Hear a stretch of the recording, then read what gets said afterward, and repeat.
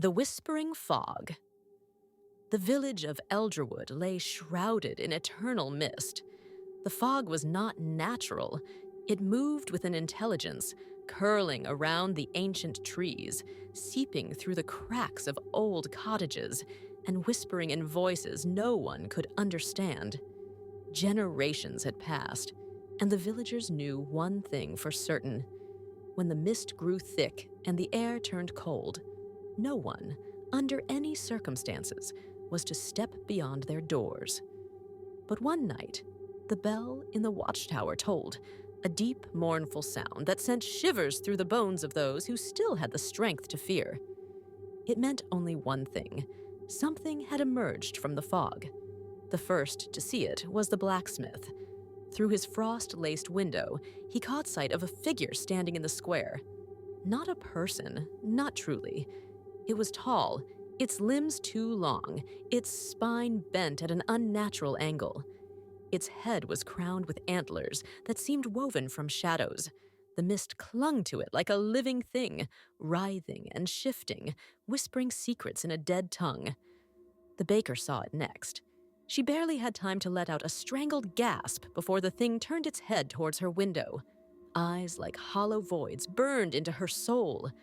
The mist around her home thickened, pressing against the walls, as if alive. The whispers grew louder. She clutched her ears, but the voices seeped into her mind.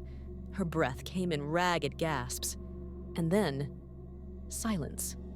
Morning came, but the village was not the same. The baker's cottage stood undisturbed, yet no one answered when they knocked. The door creaked open to reveal an empty room, her bread still warm, her chair still rocking slightly as if someone had just left it. The mist was growing bolder. Days passed, and each night the thing returned. Each night, another home was found empty by morning. The villagers prayed, locked their doors, stuffed cloth into their ears to block the whispers.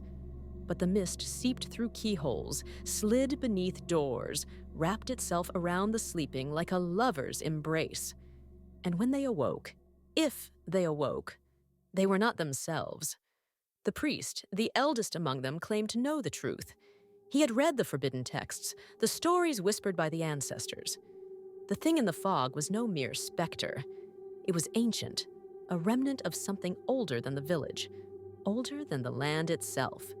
A creature that fed not on flesh, but on the essence of fear, of memories, of souls. And so, the priest made a choice. On the seventh night, when the fog thickened into a living wall, he stepped beyond his door.